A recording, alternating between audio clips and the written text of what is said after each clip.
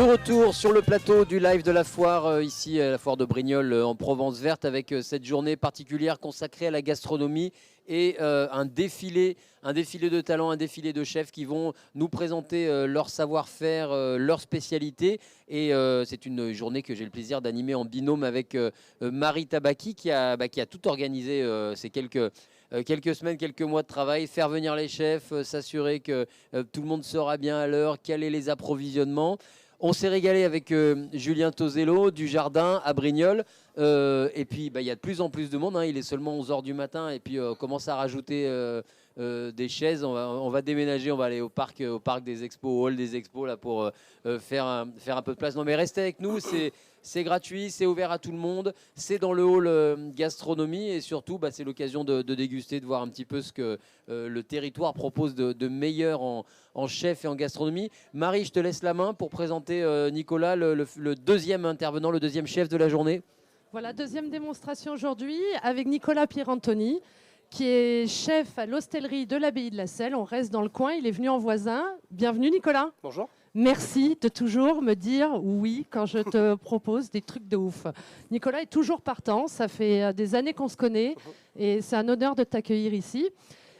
Tu es accompagné de Rémi. Rémi, avance-toi un petit peu, sois pas si timide. C'est pas ta première démo, je le sais. Rémi Gazanière, qui est apprenti. Non, tu es plus apprenti, tu travailles maintenant à l'Abbaye de la Selle. Oui, maintenant je suis chef de partie à l'Abbaye de la Selle depuis maintenant 2 ans. Oui, 2 ans. 2 ans. On l'a connu tout petit, il était apprenti, il commençait tout juste. Entre-temps, il a gagné un concours très prestigieux qui s'appelle Un des meilleurs apprentis de France. Grâce, je pense, à la formation de son chef, qui n'y est pas pour rien. Alors, passons dans le vif du sujet. Nicolas, qu'est-ce que tu nous as préparé aujourd'hui ? Alors aujourd'hui, on a préparé déjà en amont un petit épeautre de Brasse. Donc le petit épeautre vient de Bertrand-Hallé, juste derrière la colline. Et nous avons fait une préparation déjà, c'est-à-dire on l'a mis à gonfler pendant 24 heures dans de l'eau, comme c'est un produit sec. Et on l'a déjà semi-préparé en amont à l'Abbaye de la Selle, comme un risotto, en définitive. C'est la particularité du petit épeautre, c'est que ça mérite beaucoup de cuisson, mais ce ne sera jamais surcuit. À l'inverse du risotto. Le risotto, c'est 18 minutes. 1 minute de plus, c'est tout pâteux. Le petit épeautre, ça tient la cuisson. Une petite parenthèse, parce qu'on a déjà entendu 2 fois Bertrand à Brasse. Évidemment, Julien est à Brignoles, Nicolas est à la Selle. Et c'est ce qu'on disait depuis déjà tout à l'heure, depuis ce matin, c'est que vous travaillez les produits locaux de producteurs, de saison, du coin. Et du coup, vous vous retrouvez avec des fournisseurs communs parce que je pense que quand il y a des producteurs qui font les choses bien, vous savez les repérer. Oui, c'est pas quelque chose qu'on fait d'aujourd'hui, ça fait depuis des années, depuis que l'abbaye est ouverte. Ça fait 24 ans qu'on fait ça et de plus en plus, aujourd'hui, on met en avant nos producteurs de qualité. Et on travaille sur un rayon de 15-20 km. On ne peut pas tout avoir à 15-20 km, mais on essaye au maximum de travailler avec des producteurs. C'est le lave-vaisselle qui fait du bruit, tout va bien. Il fait glou-glou, il nettoie les verres pour tout à l'heure. Et donc on travaille avec eux, voilà. Donc des fois ils n'ont pas, donc on travaille avec d'autres producteurs. Il n'y a pas d'exclusivité. Oui, parce que c'est pas évident. Le producteur, ça demande une démarche du chef ou du restaurateur parce que le producteur n'est pas structuré comme une grande surface avec tout un service de logistique. J'ai déjà entendu des anecdotes de toi ou de copains qui vont avant le matin très tôt ou au milieu de la nuit récupérer ci et ça avant d'attaquer la journée. Donc ça demande un effort, mais je sais que oui, dans les maisons du CAS, c'est une démarche qui est là depuis toujours. C'est pas une nouveauté à la mode. C'est pas une nouveauté, mais on est de plus en plus sensible à ça. Et puis, comme on dit souvent, s'ils sont à côté, c'est facile d'aller chercher les produits. S'ils peuvent pas venir, donc c'est un échange aussi. Et puis le territoire est tellement magnifique qu'on travaille avec eux, on va dire facilement. C'est ce que j'allais dire. La Provence verte est un magnifique terrain de jeu pour les chefs. Vous avez une richesse incroyable en produits, aussi bien de... Bon, évidemment, les légumes, les huiles, mais vous avez aussi des volailles, vous avez tout un tas de choses. On travaille avec les volailles, on travaille avec beaucoup de fromagers aussi autour. On est fromage, un peu restreint, ici, vous êtes vernis. On est un peu restreint par rapport aux clients, c'est-à-dire qu'on va proposer beaucoup de chèvres, beaucoup de brebis quand c'est la saison, un peu de vaches, mais c'est un peu plus compliqué. Mais on essaye de rester, sur la région et il faut défendre son territoire. Alors, du coup, on va passer distribuer les recettes pour ceux qui ont envie de suivre la recette. Donc, tu nous as préparé un petit épeautre de brasse avec des moules gioles de tamaris. Oui, de tamaris. D'ailleurs, petite parenthèse, vous avez la poissonnerie qui est juste derrière vous qui vend les moules et les huîtres gioles. Médaille d'or, hein, Marie, on va faire une petite coquillage parenthèse, giole. en plus, c'est mes amis, j'habite à 3 minutes de chez eux. Médaille d'or au concours général agricole pour leur huître spéciale, mais je crois qu'ils en sont à leur 5e ou 6e médaille. Je suis bretonne, et savoir qu'il y a des huîtres de Méditerranée qui raflent des médailles devant les Bretons, moi, quand j'ai découvert ça, je me suis dit, qu'est-ce que c'est, quoi. C'est pas normal. Alors, on continue. Donc, petite épaule de brasse, moule gioles de tamaris, encornets et crevettes de Méditerranée juste sautées comme ça, poivron rouge et citron confit. En fait, Nicolas, tu nous as fait une paella. L'idée d'une paella, parce qu'on ne va pas mettre de jambon, on va rester sur les produits de la Méditerranée, surtout les crevettes de Méditerranée qui sont difficiles à avoir. On a réussi à en avoir. Moi, je ne savais même pas qu'il y avait des crevettes de Méditerranée. Je pensais que c'était un truc très exclusif. C'est pas très gros. Tiens, mets devant la caméra. C'est pas très gros. On les a déjà préparées. Pourquoi? Alors, elles sont déjà toutes prêtes. On les a décortiquées et avec la tête, on a fait un jus qui va accompagner le petit risotto. Ça, c'est bon, le jus de tête. Voilà. Quand vous faites des crevettes, des choses comme ça, il ne faut rien jeter. Il faut rien jeter. Ça, Nico va nous en dire un petit mot. On ne jette rien parce qu'en cuisine, en fait, tout ce que vous jetez, c'est de l'argent perdu.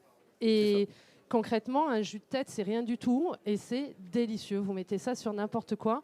Cuisine zéro déchet. Zéro déchet. Donc ici, on a déjà préparé en amont le petit épeautre. Donc le petit épeautre, on l'a préparé et cuisiné comme un risotto. Donc dans une cocotte, on va faire suer dans de l'huile d'olive un oignon blanc et on va faire craquer, on appelle ça le petit épeautre. Et après, on va le déglacer avec du bouillon. Alors, ou un bouillon végétal ou un bouillon de volaille, c'est à votre convenance. Et le petit épeautre, ça mérite à peu près 45 minutes de cuisson. Donc à partir de 45 minutes de cuisson, on va dire que le petit épeautre est prêt à être servi. Là, le petit épeautre, il a fait 35 minutes de cuisson. Comme ça va nous permettre de le retravailler devant vous. Et pour voir en même temps préparer la petite garniture qui va accompagner. Donc on a vu les crevettes. Nous avons ici les moules qui sont déjà juste ouverts. Pour être sûr qu'on est bien suivi, tu fais suer un oignon ciselé dans l'huile d'olive. Oui. Tu fais revenir ton petit épeautre rapidement pour le nacrer, mais comme un risotto en fait, vraiment. Et après, tu déglaces avec ton bouillon de volaille. Oui. Et petit à petit, tu rajoutes des louches pour nourrir ton petit épeautre et le cuire gentiment comme ça. On va dire que toutes les 5 minutes, il va falloir le réhydrater parce que le petit épeautre va accepter le bouillon et va gonfler et va commencer à cuire. Mais un petit épeautre, voilà. Ce qui est vraiment important, c'est de le laisser tremper 24 heures au frigo. Ok. Comme un haricot sec, voilà, c'est la même chose comme on ferait à la maison. Et après, en temps de cuisson, tu disais 45 minutes. Oui, okay. Il faudra bien 45 minutes. Il y aura toujours ce côté croquant, mais il sera cuit à l'intérieur. Et la particularité, comme on disait tout à l'heure, du petit épeautre, c'est qu'on peut faire 1 heure de cuisson, ça ne changera pas forcément la matière. Ça, c'est l'avantage. Et en définitive, nous, on le fait souvent à l'abbaye l'été, et on a fait cette recette l'été dernier. Et donc, c'est une facilité de travail, parce que, comme tu disais tout à l'heure, le risotto avec du riz rond, quand c'est cuit, c'est cuit. Si on passe 2-3 minutes de plus, ça devient de la pâte, quoi. Ouais, et puis quand on a des invités, c'est génial. Ah oui, c'est pratique. Vous vous y prenez. Le jeudi, vous faites tremper. Le vendredi, vous cuisez. Le samedi, vous buvez l'apéro. Vous rallumez la plaque vite fait. Hop, ça c'est nickel. On est sûr de réussir sa recette.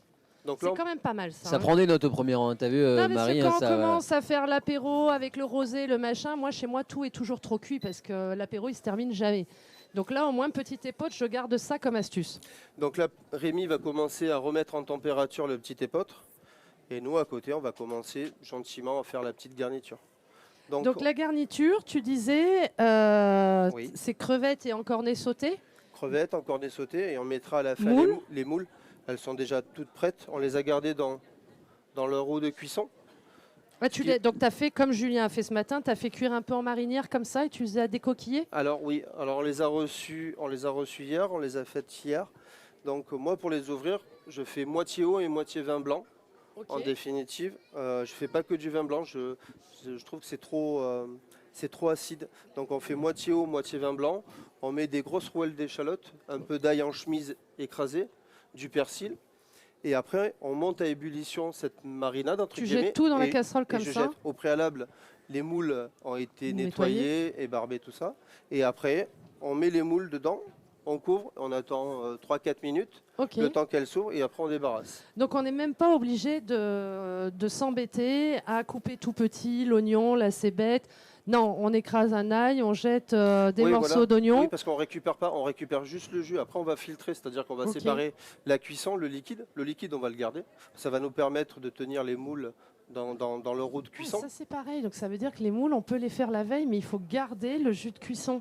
Oui, puis ça peut nous servir aussi quand on va faire sauter les crevettes, les encorner, et on va mettre les moules, mettre un peu d'eau de cuisson des moules, ça va donner du bon goût.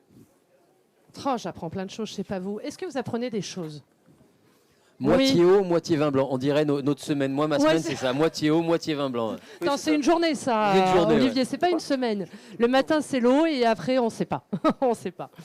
Donc là, on va préparer des petites cébettes, parce qu'on a reçu des petites cébettes ce matin. Donc pour agrémenter le sauté de crevettes d'encornet. Et un petit oignon frais, ça va être sympathique. On va les passer à l'eau après. Et là, Rémi est en train de remettre en température doucement le petit épeautre. Est-ce qu'on voit la caméra? Bon, tu remues le petit épeautre. Parfait. En Vous définitive, avez on vu, va ils sont malins, ils amènent tous 2 mains en plus là pour Oui. remuer. C'est l'avantage. Je vous ai dit, hein, en cuisine, faut solliciter vos hommes et les mettre devant la casserole du petit épeautre. Ou l'inverse. Vous leur faites faire la recette et vous remettez en température le petit épeautre. Il y en a de plus en plus de monde, Olivier. Hein. Ben ouais, il va falloir pousser les murs, Les murs. du hall gastronomie. Hein. C'est ouvert à tout le monde. Venez voir les chefs cuisiner en direct. Ils nous expliquent comment ils s'approvisionnent, comment ils travaillent, leurs petites astuces.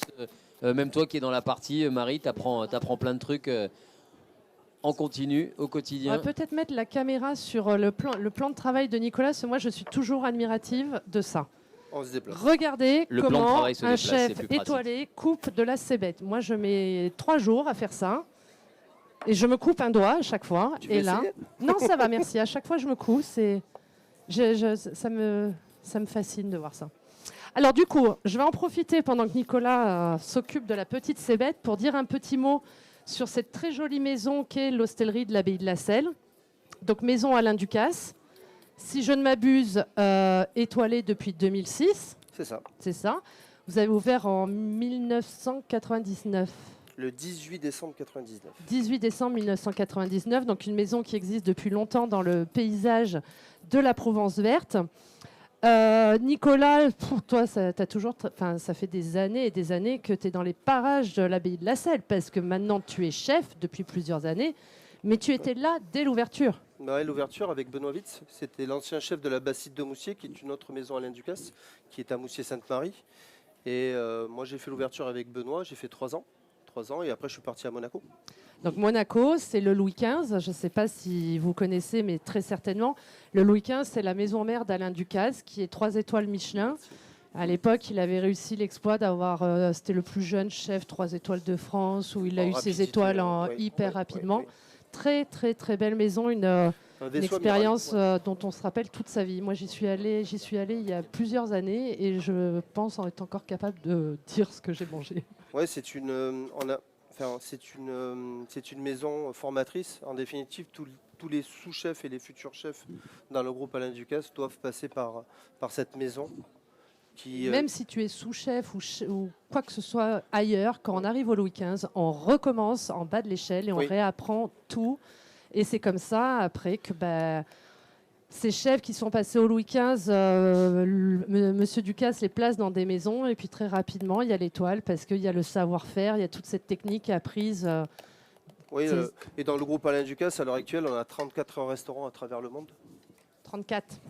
34. vous avez- Marie, je Moi, vais j'ai mangé dans un restaurant Alain Ducasse à New York. C'est pour vous dire C'est ça. qu'il y en a vraiment partout dans le monde. Je vais reprendre la main quelques secondes parce que là, on va devoir faire une pause, tourner une page de pub sur les grands écrans de la foire. Alors, on n'est plus en direct sur les grands écrans de la foire. Par contre, nous, on est toujours en direct ici dans le hall gastronomie. On peut continuer à échanger, à parler avec le public. La démonstration continue.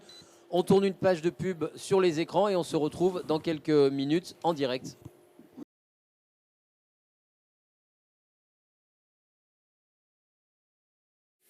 Voilà, en définitive, pour qu'il soit plus facile à cuire. Je pense que vous pouvez le voir sur l'écran. C'est d'une grande précision tout ça, c'est très beau. Donc là, on va mettre un peu de cébette, que ça fasse une petite cuisson. Et après, on va débarrasser, on va répéter l'histoire un peu plus parce qu'il y a du monde à faire manger. Ouais, alors moi j'avais dit 50 bouchées, je vois qu'il y a du monde qui s'accumule. Je vois au fond Sébastien et Nadine Gaillard qui sont arrivés, qui feront une démo cet après-midi. Et hier soir, je leur ai dit, Seb me dit, je prépare 80 bouchées. Je dis non, Seb, prépare 50, c'est une première. Peut-être qu'on n'aura personne, on ne sait pas, prépare 50. Sébastien, si tu es là, tu peux repasser en cuisine et tu peux prévoir 3 fois la quantité, il n'y a pas de souci, parce que je pense que tout partira. Donc là, je mets les moules parce qu'on est pratiquement cuit. Donc on fait sauter encornets et crevettes et dans un deuxième temps, on rajoute les moules parce que les moules, elles ont été pré-cuites, donc on n'a pas besoin de longtemps. On utilise un petit peu l'eau de cuisson des moules. Ça sent bon, ça sent magnifiquement bon. Ça permet de déglacer, tu vois, les sucres au fond. Et on va débarrasser, on va répéter le... Ah ben oui, parce que là... De retour Là, il y a sur pas assez le pour plateau du live de... Ne parle pas dans mon dos, Marie Tabaki. De retour sur le plateau du live de la foire ici, donc avec la journée spéciale consacrée aux chefs du territoire, avec 6 chefs qui viendront déguster, faire déguster, travailler en direct. On est avec Nicolas Pierantoni de l'Abbaye de la Selle. On est sur les écrans géants, mais on est aussi en direct, en vrai. Hein, c'est dans le hall gastronomie. Venez nous rejoindre. Comme quoi, enfin déjà, il y a déjà pas mal de monde. C'est super agréable pour les chefs. C'est une belle expérience de cuisiner en direct et d'échanger avec vous, avec le public, avec les spectateurs. Marie, je te repasse le micro. On était sur une partie un peu technique en cuisson. Je te repasse le micro pour commenter le travail des chefs de Nicolas. Eh ben là, il recommence la même opération, parce que là, concrètement, on a fait à manger, on a fait des bouchées pour aller 10, et vous êtes de plus en plus nombreux, donc on refait. C'est le moment de vous interroger et de vous faire gagner des mugs. Voir si vous avez bien suivi. Qu'est-ce qu'on a dit? On fait comment, là, cette petite opération? Est-ce qu'il y a quelqu'un qui a bien suivi, qui est en mesure de me donner l'explication et de repartir avec ces mugs de la foire? On refait la même chose, là. Alors, le secret je vous d'une sens attentive, opération réussie. mesdames. de crevettes, là, comme ça. On est entre nous, il n'y a personne. Comment on fait? Revenir les cébettes avec dans de l'huile d'olive, on met du thym. Quoi encore? Qu'est-ce qu'il est? Ah ben, les crevettes que j'ai préparées avant, avec le jus des crevettes, ce que j'ai gardé bien évidemment. Et puis après, ben, on met les l'épeautre à cuire. On fait cuire fort, rapidement, pour bien saisir et avoir quelque chose qui garde son goût et qui est cuit rapidement. C'est cadeau, c'est la foire, on peut en donner Très bien. C'est ça, parfait. Est-ce que vous avez des questions? Non, tout va bien, vous suivez? Je vous sens affamé. Je vous sens affamé. Il y a un monsieur qui me fait des signes en disant ça sent bon. Ben oui, ça sent bon.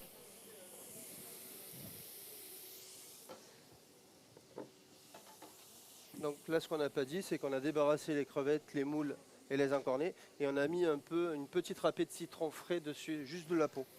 Juste un petit Oui. râpé, le zeste. Le Juste zeste. le petit zeste Et tu qui vois, va apporter un peu de il y a peps. ce jus-là, en définitive. Si on faisait pas un jus de tête de crevette, on aurait ce jus qui serait très bon grâce à l'eau de cuisson des moules. C'est pour ça que c'est C'est important. ça. Ouais. Donc quand on fait cuire les moules, on garde bien le jus et on le rajoute au moment de poêler les encornets et les crevettes. Ouais, je pense que c'est voilà, l'idée est de tout utiliser et d'optimiser tout ce qu'on a fait, quoi. C'est ça, alors redis-moi un petit peu alors l'esprit de ta cuisine et puis cette histoire de tout utiliser. Est-ce que tu as des petites astuces comme ça? Bah, De l'id- choses que typiquement, systématiquement on jette alors que, Non, par mais exemple, on la cébette, je te vois, tu utilises tout, il n'y a pas que le blanc. Hein. Ouais, on peut tout utiliser. Après, nous, à l'abbaye de la Selle, quand on a des parures de légumes, on a créé une zone de compost qu'on remet dans le jardin. En définitive, on fait notre propre, entre guillemets, notre propre terreau. Et on est au maximum, pas zéro déchet, parce que au niveau du reste, c'est compliqué, mais on trie un maximum de choses. Et tout ce qui est épluchure, les belles épluchures, on peut faire des bouillons avec, on peut utiliser les arêtes de poisson, parce qu'on reçoit tout ce qui est poisson, on le reçoit entier. On fait des fumées, on peut faire plein de choses. C'est ça, je sais que cet après-midi, tout à l'heure, Jocelyn, qui est déjà arrivé, va nous faire des chips de carottes. Il me semble que Pascal, cet après-midi, a prévu quelque chose comme ça. Mais typiquement, les fans de légumes, moi, ça, c'est un truc que j'ai découvert pendant le confinement. On a découvert plein de choses en cuisine pendant le confinement. En fait, quand vous avez des légumes bio, que ce soit carottes, qu'est-ce qui me vient en tête ça y est, je sèche. Carottes. Carottes radis. Pour faire un bouillon de légumes, tu sais, un bouillon déshydraté de légumes. Carottes, navets, betteraves, oui. Qu'est-ce qu'on a? Toutes les fans Poireaux. de légumes nouveaux, on peut les utiliser. Il faut qu'ils soient bio, mais vous gardez les peaux et les fans et vous mettez ça dans le four pendant une nuit, tout doucement. C'est comme le four, il n'est pas fort, ça consomme pas beaucoup. Et après, vous rajoutez un peu de levure maltée, de sel et voilà. C'est des recettes qui se trouvent assez facilement sur Internet. Et vous faites votre propre bouillon de légumes déshydratés que vous gardez dans un bocal. Et ça, c'est génial parce que c'est beaucoup moins salé qu'un bouillon cube qu'on achète dans le commerce. C'est que des légumes bio et ça, vous le mettez dans des pâtes, dans du risotto, dans le petit épaule, c'est magique. Et c'est des épluchures qui auraient pu partir à la poubelle. Et Marie, Nicolas, vous m'arrêtez si je dis des bêtises, mais à l'abbaye de la Selle, vous avez votre propre potager. Hein. On a un petit potager où on a, à l'heure actuelle, on n'a que des aromatiques. On a de la sauge, on a du romarin, du thym citron. On a quelques fleurs de bourrache qu'on utilise. Mais on utilise tout en ce moment, tout ce que le jardin nous donne. Et là, dans un futur assez proche, on va planter des tomates. Je crois qu'on va faire 15 variétés de tomates différentes, principalement anciennes. De la green zebra, de la cœur de bœuf, la tomate ananas, la noire de Crimée, la rose de Berne. Et après, on va avoir des courgettes et des aubergines et quelques petits poivrons. En définitive, c'est des légumes qui poussent très bien dans notre jardin. On a essayé une fois de faire des artichauts, mais c'est un peu compliqué. La terre n'est pas adaptée pour ça. Et c'est vite rempli quand on n'a pas grand-chose. On doit avoir 300 mètres carrés, 400 mètres carrés maximum de terrain. Ça doit être assez agréable pour un chef de sortir de sa cuisine, dire bon allez je vais aller dans le jardin, je fais ma récolte et j'arrive. Après Nicolas, tu fais ça aussi au petit marché de la Selle, parce que moi je me rappelle une fois où j'étais venue, je me gare, j'arrive au petit marché, je vois le marché juste derrière sa cuisine, je vois Nicolas sur le marché en train de faire je sais pas quoi, d'acheter des trucs. Discuter. Mais discuter aussi. Prendre mais c'est circuit ultra court, et puis c'est bien, il n'y a pas de... On n'a pas des camions qui traversent toute la France pour venir te livrer. Quoi. En maraîchage, on travaille sur Brignoles, on travaille sur Leval. Sur Tourves aussi, on a un maraîcher en bio qui s'appelle Vincent Duclos. Alors je parle de lui parce que c'est un homme où il est tout seul et il nous sert que nous. Et il fait des petits paniers. Que pour vous. Oui, que pour nous. Génial. Ouais. Et par contre, si notre public là veut aller chez un maraîcher à Brignoles, dans le coin, est-ce que tu as des petites adresses comme ça à donner justement pour aller acheter ces légumes locaux et de saison? Alors, nous, on travaille avec une ferme qui s'appelle la ferme Saint-Georges, qui est au Val. Il y en a qui... Ah, on me fait encore des oui de la tête. Au premier rang, on a des gens, ils sont au courant de tout. Des passionnés, c'est génial.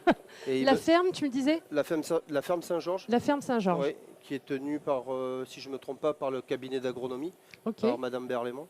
Et ils font des paniers, je crois, et je crois qu'ils les distribuent...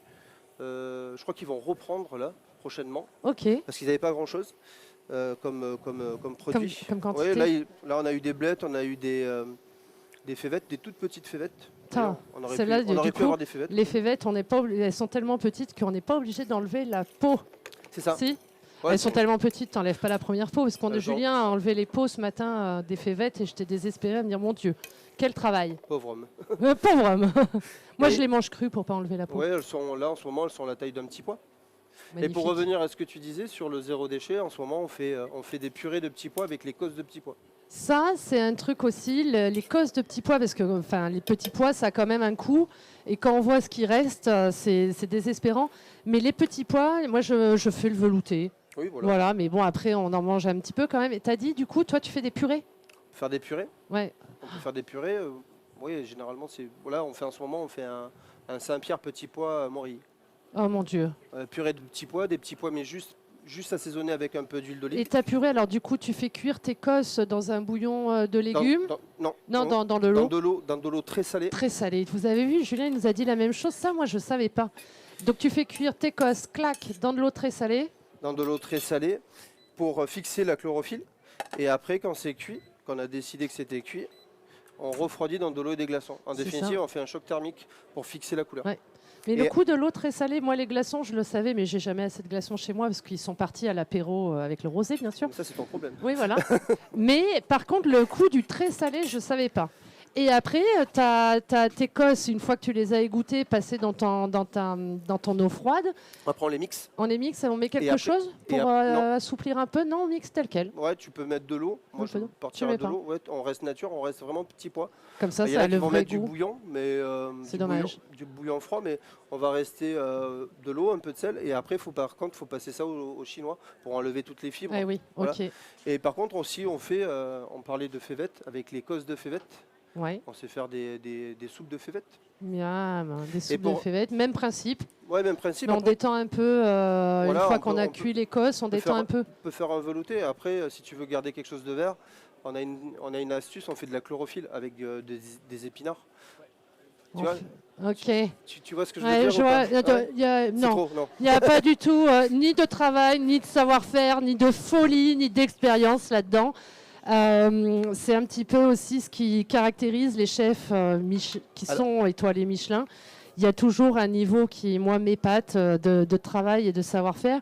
Et puis, bah, les chefs du CAS, oui, c'est pas pour rien. On vous parlait de la machine Louis XV où ils passent tous. Je pense qu'ils en ont fait des litres et des litres de chlorophylle au Louis XV. Ah oui. C'est là où on apprend tout ça, mais c'est toujours Non, épatant. Mais ce qui est bien, c'est qu'avec vous, on apprend toutes ces petites astuces. Marie, qu'on Marie, peut je vais te retransposer. couper. On va Encore faire, voilà, on va arrêter le direct vidéo, mais on reste nous en direct avec le public du hall gastronomie. On va faire passer quelques pages de pub. On va faire une pause de 4-5 minutes et on revient ensuite sur les grands écrans de la foire. Nous, on reste en direct avec toi, Marie, avec Nicolas, Pierre-Anthony pour échanger avec le public du hall gastronomie. On fait une petite pause, on se retrouve dans 4-5 minutes et puis d'ici là, on passera peut-être à la dégustation. A tout de suite. On va inviter Roland à nous rejoindre. Nicolas, qu'est-ce que tu as sélectionné comme vin pour accompagner cette recette? Alors, on a un domaine qui est sur la Roquebrussanne, le domaine du Lahoux, en rosé. Nouveau millésime cette année, qu'on a mis il n'y a pas si longtemps à la carte. Ok. Voilà. Un coteau varois en Provence. Oui. Parce que l'hostellerie de l'abbaye de la Selle, bien sûr, est accolée à l'abbaye et aussi à la maison des coteaux varois en Provence, où on peut découvrir de très belles choses. Et d'ailleurs, vous valorisez beaucoup les vins des coteaux varois à votre Oui, on a la table. maison à côté. Oui. Oui. On a la maison des Coteaux Varois et puis on travaille ensemble. Et puis, oui, on est sur le territoire des Coteaux Varois principalement. Donc on met en même avant pour les vins, on domaines. travaille Oui, voilà. en ultra comme local, les- tout en circuit court, producteurs c'est aussi. cohérent. Oui, oui, Ouais, bien c'est sûr. des producteurs. Alors, Je on va faire une dernière vais... tournée. On va passer la main à Roland, donc, qui est en train d'ouvrir cette bouteille, cette cuvée rosée de printemps du domaine du Lahoux, tu dis? Tu dis Lahoux, Loup, Là-haut. Lahoux? Ok. Et on va laisser Roland nous initier un petit peu à la dégustation de ce rosé qui est un rosé de gastronomie quand même, un rosé très élégant. Hein. Ouais, Roland, je vais lui prêter mon micro et je le reprendrai tout à l'heure. C'est vrai que c'est où tu veux prendre. Bah, je t'en prie, tiens. Comme ça, je bois un peu d'eau. 2 tiers de vin, 1 tiers d'eau.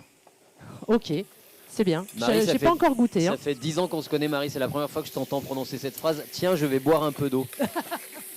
Ou alors, je vais arrêter de parler 2 minutes. Ça aussi, tu l'as jamais entendu. Moi non plus. Ça fera trop. Dans une même journée, ça me fera trop. Attention. Vous avez vu, les chefs, ils tournent, mais moi je suis toujours là en 2e semaine. Hein. Je ne vous dis pas en fin d'après-midi. Non, mais je vais être sérieux. Donc, vous savez, donc, cette journée en termes de présentation des vins est placée sous l'égide du CIVP, hein, donc, qui est notre partenaire en termes d'animation, Conseil interprofessionnel des vins de Provence. Je vous ai parlé des 3 appellations. On a commencé la première par un Côte de Provence, donc du Centre-Var, Château Saint-Bayon. On va continuer maintenant avec le domaine du Lahoux sur évidemment l'appellation qui nous concerne un peu plus directement puisque c'est la nôtre au sein du territoire autour de Brignoles qui sont les Coteaux Varois. Alors le domaine du Lahoux, il est situé donc à la Roquebrussanne, hein, sur le plateau. Une des caractéristiques, donc, elle est à la fois climatique par l'altitude, hein, donc un peu plus élevée que la moyenne des Coteaux Varois. mais surtout géologique avec cette terre de gravoche particulière qui fait qu'on a des vins dont l'acidité et la structure n'est plus à démontrer. Là aujourd'hui, donc, nous avons la cuvée donc, rosée de printemps. L'association en termes d'encépagement est un peu particulière. Hein, donc, il s'agit de Grenache et de Syrah, notamment la Syrah qui est majoritaire à plus de 70%. Donc ça, automatiquement, on aura donc une structure, des notes aromatiques différentes de ce qu'on a habituellement, plus portées sur la maturité, sur le fruit rouge, hein, sur des notes de fruits frais, et en même temps un côté floral et suave qui devrait s'exprimer et qui accompagnera, je le pense, les produits qui vous sont préparés, où l'association terre et mer devrait bien s'aligner. Voilà. Donc je déguste et ensuite je vous les fais passer comme précédemment.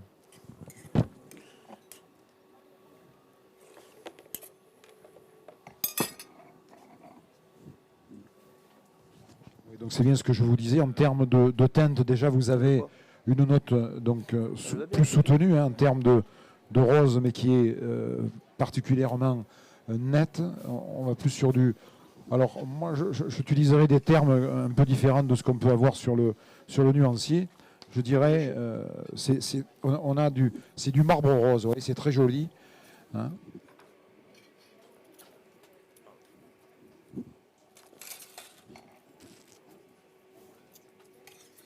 Je vais quand même cracher parce que, comme je vous disais, je ne suis pas encore en fin d'après-midi. Alors, ça correspond tout à fait au niveau aromatique. Hein. Donc, nous avons du fruit rouge, nous avons de la fraise, nous avons de la framboise. Et puis, donc, ce côté suave en bouche, avec une richesse et une charpente qui est justement là pour accompagner, pour structurer ce vin, qui devrait parfaitement accompagner les produits qui vont vous être présentés. Et en bouche, on retrouve hein, donc cette richesse donc, marquée par le cépage Syrah, hein, donc il y a des grandes caractéristiques en termes aromatiques hein, qui lui sont propres. C'est plus un vin dominé par le terroir et le cépage que la technique. Voilà, je vais vous servir. Je vous souhaite une bonne dégustation. Et après, on y revient si vous le souhaitez.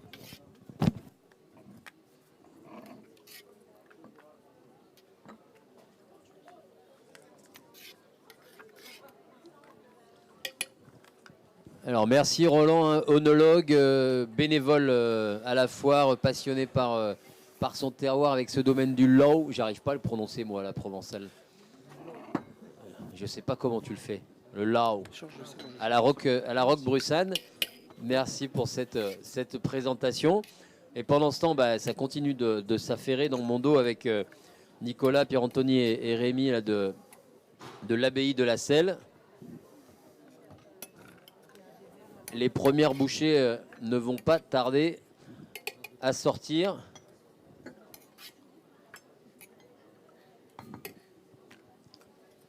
T'as goûté monsieur ?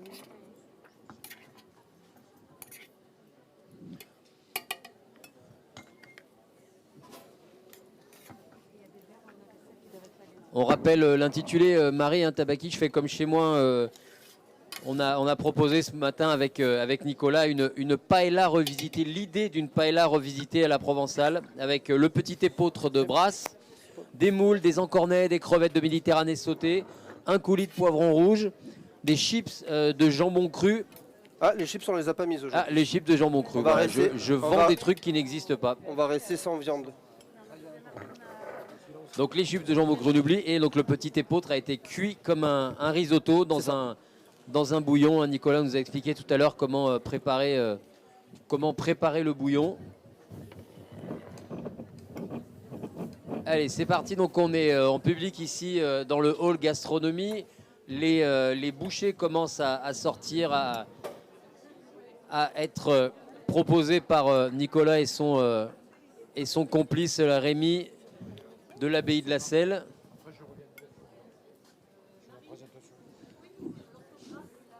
L-O-O-U. C'est pour ça que je demandais comment ça se dit. Domaine du Lao. Lao.